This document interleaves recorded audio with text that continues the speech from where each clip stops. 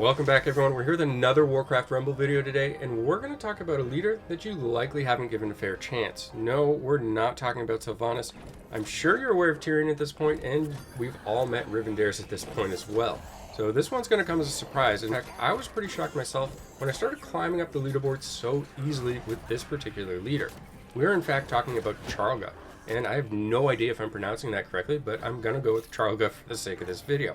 This leader has shockingly been very easy to climb. Charlga has a really unique leader property which makes all of the units in your hand cost the same price. And this actually makes it easy for new or beginner players, and they don't have to think about how much gold they're going to spend on a unit or what's coming next. You know that the cost of everything is going to be the same, so you can simply play the best unit in each situation.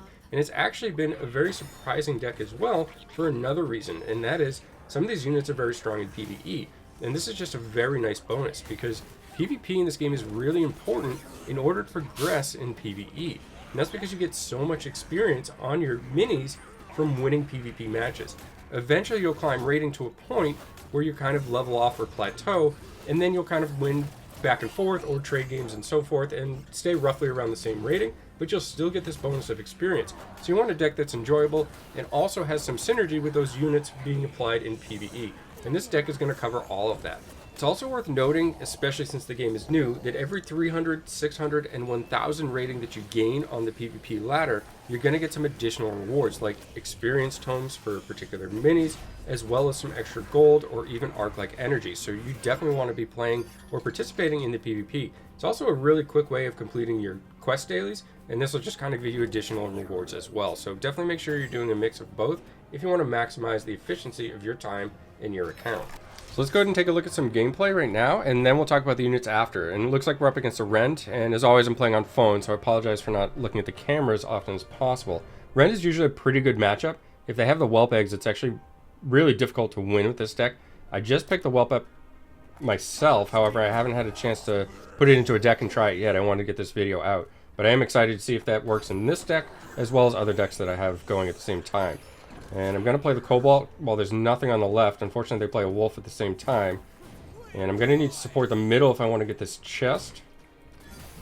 Actually pulls in the Hunter, which is huge there. And at this point, I might be able to split the Harpies by playing them. And maybe one will go over and deal with the Wolf, and the other go towards the Tauren. And I do send a Wolf down the right side as well here. And I'll drop another Stitches for 2 gold. That's a third of what it normally costs.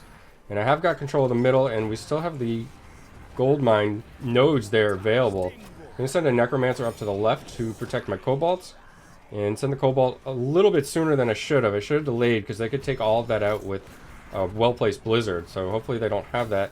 Otherwise I could be at a loss there for the gold I just spent, but that was a mistake on my part. It's somewhat difficult, but you can see how much pressure I have on the core already, and I'm just controlling everything as best as possible.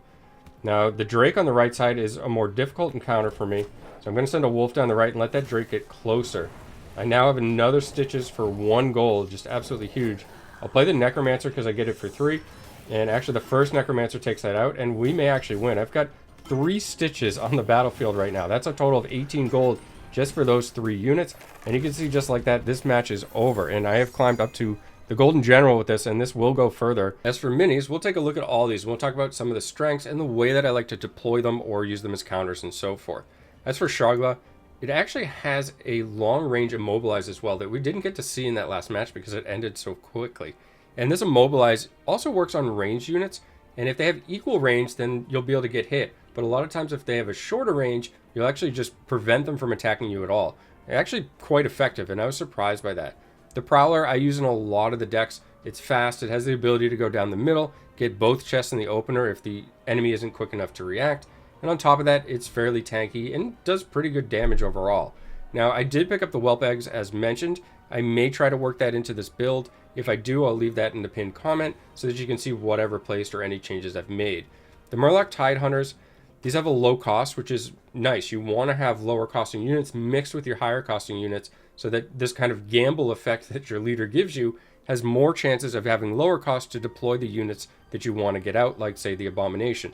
However, the Murloc Tidehunters themselves, I do play them typically down the left lane and try to get them up on top of the bridge so that they can throw their spears down on enemies below. That's if you have to get them out. Ideally, you kind of only reserve these for when needed, but they are capable of killing things like Griffin Riders and other things like that. The Harpies, fairly effective, and I would love to get the gold pickup on these that I've seen so many players have so far. Seems incredibly strong. Unfortunately, I don't have that yet, so we're talking about decks that work for a wide variety of people, and that's why these things aren't included in these decks. And the Harpies themselves, a little bit weaker, but if they get on the target, they do good damage. This can really surprise Tyrion decks, and probably the biggest advantage, if you're able to pick off the ranged unit protecting the Tyrion footmen, then you can get the Harpies in there and do serious damage. You can also pick off things like the Gargoyle, which you'll see in some of the Rivendare decks. So useful unit overall. Just make sure that it's either protected or going to be free from harm when you deploy it, or you'll just kind of waste the gold. Abomination, the tank of this deck, or the biggest tank of this deck, a normal cost of 6, and you see how many times I'm able to play this unit just for way less, and that's because of the setup that we're using in this build. 3 Abominations in that last match. That's far from the first time that I've had 3 or more out on the map, so just absolutely devastating to the enemy to try and stop all of that at once. Also has a cleave attack, so keep that in mind. Really good for just kind of cleaving weaker enemies down, whether it be chickens or some skeletal fodder and so forth.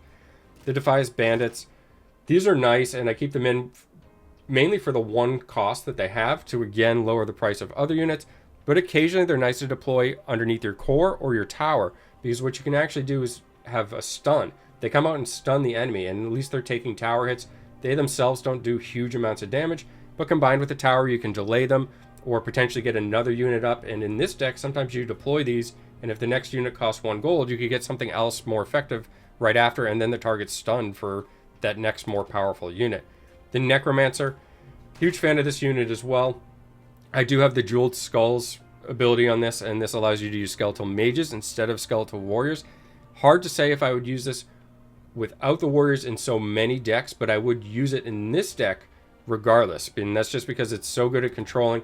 Has a cost of 4, you can reduce that, and it's just really nice. It almost works as a tank, even though it's not a tank. Just a number of bodies, vulnerable to things like blizzards, so you need to make sure that you're not sending this out with a number of other enemies, or almost you're kind of lining yourself up to be nuked by blizzard or another spell like that. Just some kind of cleave splash damage. So I like to send this out as a split lane unit, basically putting this out somewhere and sending other units elsewhere. If I'm trying to kill their core, I may stack other units in this and go for a win and so forth, but typically you'll want to play this kind of separately and let it do its own thing.